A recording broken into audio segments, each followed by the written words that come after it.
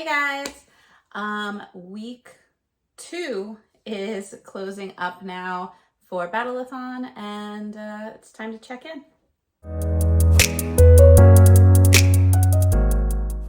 Hey guys, if you are new here, welcome to the Book Path. I'm Nicole, and if this isn't your first rodeo, thanks for sticking around. Like it says, it is week 2 over and done with for Battleathon.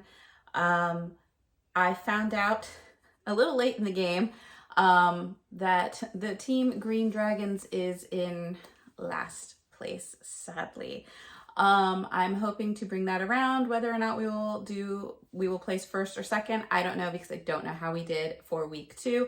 I know I didn't do as great as I wanted to, so we shall see. But you know what? I'm starting to change my mind on the whole strategy dragons taking the lead, and I'm like, if we don't win, I'm not that mad about it, because technically speaking, the strategy people or dragons are supposed to research, do the layout, plan all of it, and then send everybody else out to go do it. So if that happens, it happens. It'll be okay.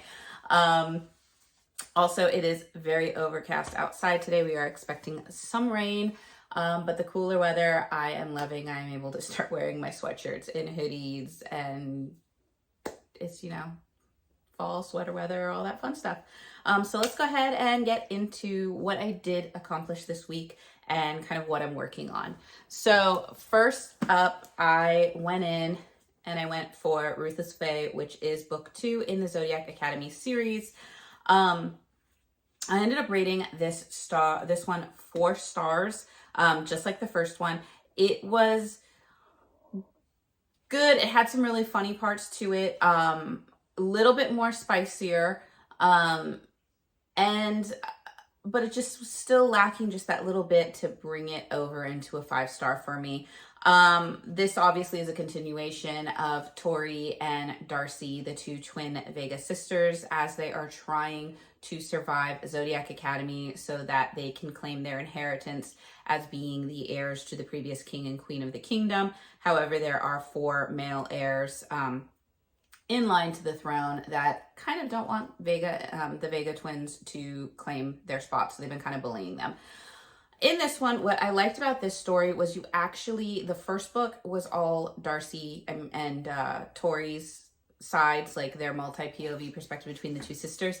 In this one, we have the 4 heirs. There are a few chapters with the 4 heirs, and there's even a few chapters with Orion, who's kind of their professor, and a possible maybe love interest to one of the sisters. But still, it was mostly Darcy and Tori's sides of the stories, but I liked being able to see some of the male viewpoints, and I really hope that carries through in the future books in this series, and also maybe increase in the amount of those sides of the stories that we get to hear. But you do get to see some of the kind of practical jokes that Darcy and Tori do to get their revenge on the heirs. Some of them were kind of childish, and I was just kind of like, okay, this is kind of whatever. Although I will say there is a scene in here I loved, and I'm not going to give too much away, but it involves Caleb and a inflatable unicorn doll that is used for naughty purposes, and we'll just leave it at that. But it was a very well done practical joke.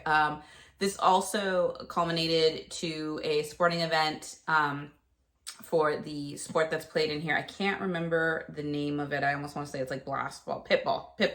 Pitball is the name of it. And it is kind of almost like rugby-ish, I want to say. I'm not sure because I haven't really seen a whole lot of rugby matches, but it had what I'm familiar with of being rugby, so I'm not sure, mixed with like magical powers and just and stuff like that. But it culminates to a point, and there is some epic battles going on there, and you kind of see where the heirs are kind of in, and how close they really are willing to either kill Darcy and Tori or protect them. You also get a big look into Darius's and Orion's past together and kind of what their link is to one another. You also get to see some of the other heirs' backstories a little bit. You also get to meet the parents of the heirs, so you can kind of see what's going on there. But it was good, and I mean, I'm going to keep reading it. I did actually decide that I'm going to take a small mini break from the series. I know I'm only 2 books in, but I found out that there is a series, because in the back they list all the books written by Caroline Peckham and Susan Valenti. And there is a series called The Ruthless Boys of the Zodiac.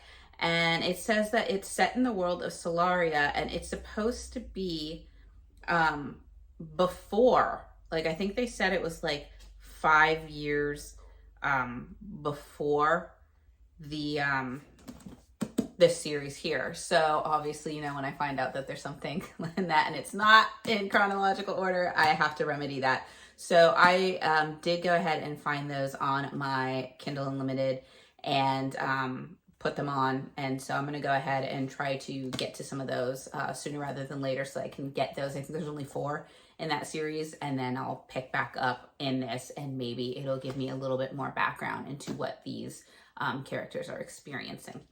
So once again, finish this one. It didn't have any prompts. This was just to read for, you know, giggles. And so 4 stars, which I believe is 300 or 400 points. I am not sure. Let me see.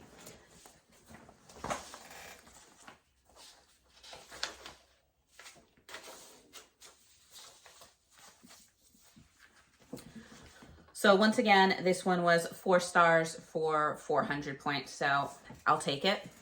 Next up, I did decide to do a prompt, and that was to read a book with red on the cover in order to get my dragon to be able to breathe fire. And this was known as the Spark Your Dragon prompt.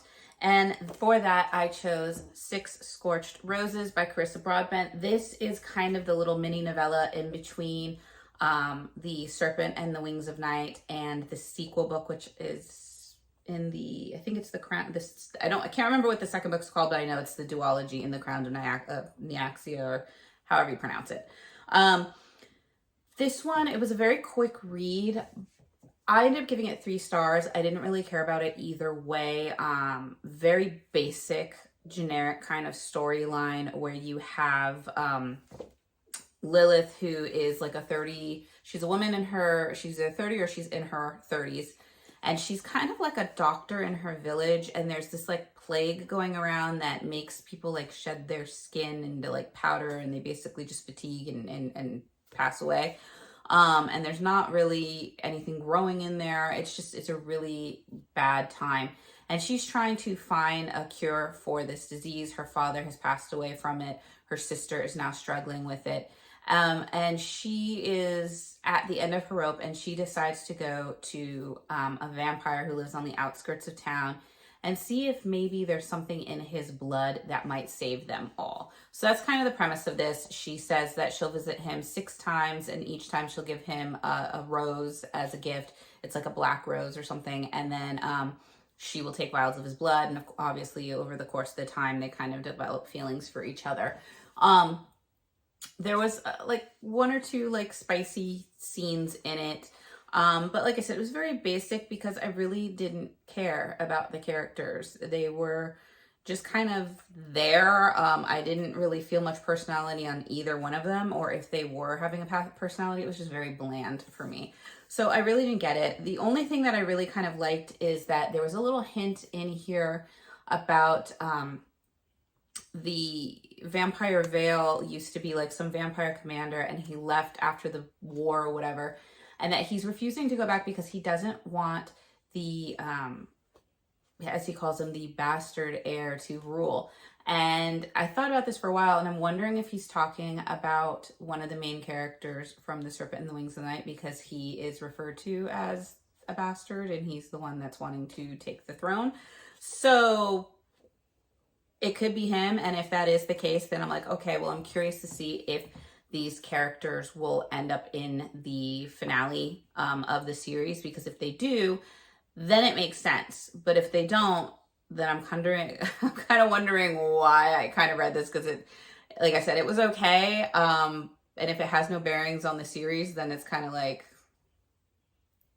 it was what it was. But it did allow me the ability for my dragon to breathe fire, and at 3 stars, that still gets me 300 points, and I will take it. I will take it for my team, because we're in last place, so we need something.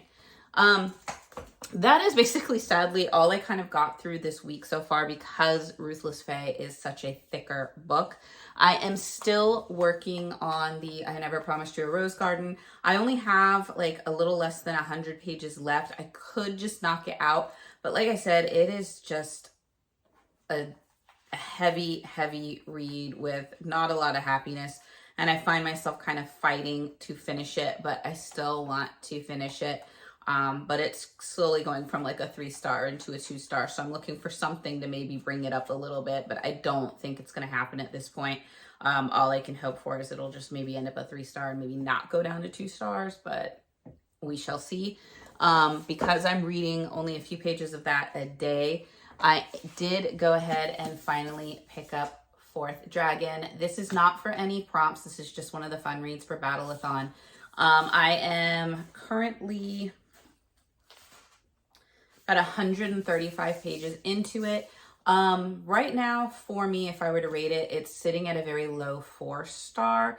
It's good. It's got a really interesting background. I like the bonds with the dragons and the special like gifts that the dragon can give you once they bond with you.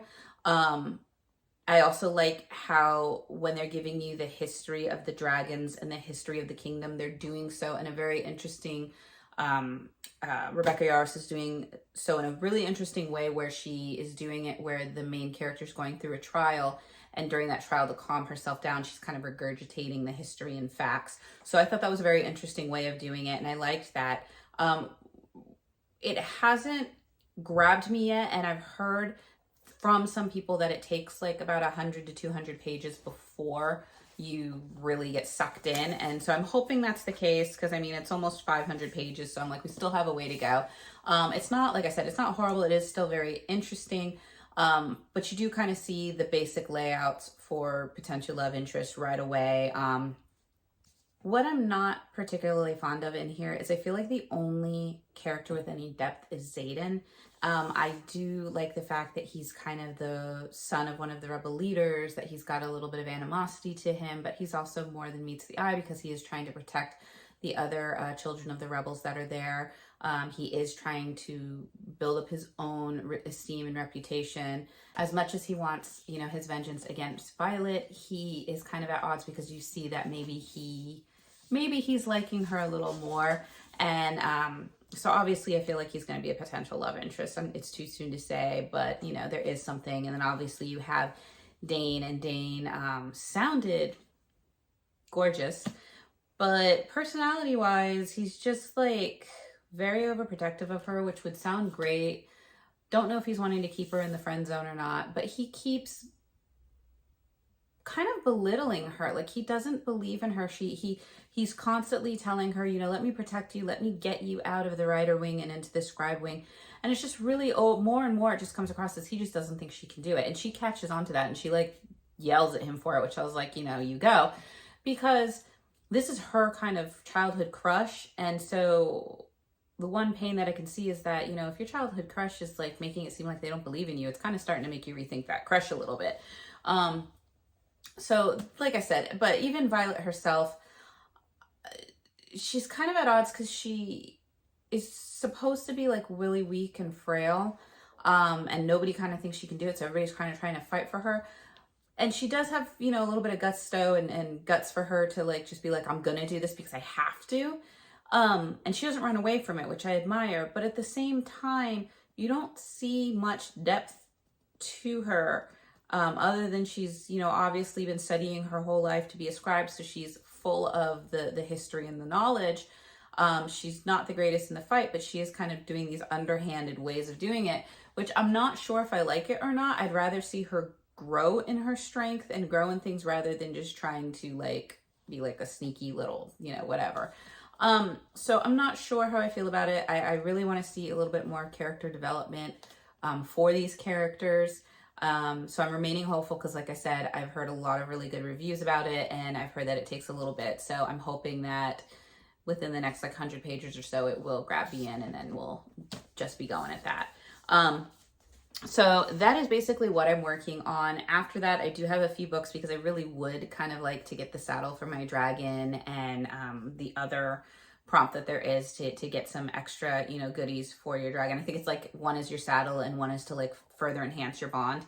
So I do kind of want to do that just to strengthen that. And then hopefully, you know, I do have some books that I think I'm going to be a little bit faster at reading through because they are in series that I absolutely loved. So hopefully I will get some more points on the board for our team, and we will find out where we are next week and how the battle continues. If you are participating in Battleathon, let me know what Team Dragon you are. I promise I won't get mad if you're not on Team Green. I will not hold it because this is all in good fun. Although I'm really hoping that at some point we might be like at least one team. You know, it'd be great. It'd be nice. But with that being said, I hope you guys are all doing well now that we move into fall weather. You know, when the chill comes, stay warm and make sure you have your nice warm drinks, whether it be coffee, tea, whatever your thing is. I know that I get a sucker for a nice caramel apple cider this time of year. So hopefully maybe I will go and check that out sometime soon and get myself one of those. It's a special little treat. But I wish you guys all well, and I look forward to seeing you guys in the next video. Bye.